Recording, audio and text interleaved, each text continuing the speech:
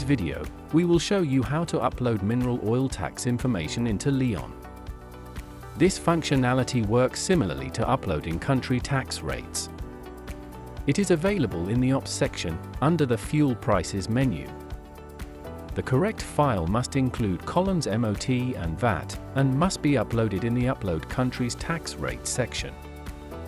Within the article on mineral oil tax in our manual, you can find a description of the correct file formats that can be uploaded into the system.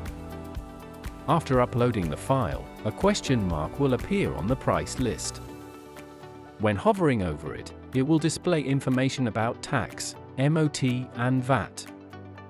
In the Ops section, in the Fuel tab, the prices will be recalculated accordingly. If there was no total price in the fuel list, click on Get Fuel Prices, change from base to total, and the tax-inclusive price will become highlighted in blue, and it will display additional information when hovering over it with a mouse. It is important to note that the MOT rate is fixed at USD and GAL, and is converted into the units used by the operator. Please note that due to a bug of the recording software, the tooltips mentioned in this video are not visible.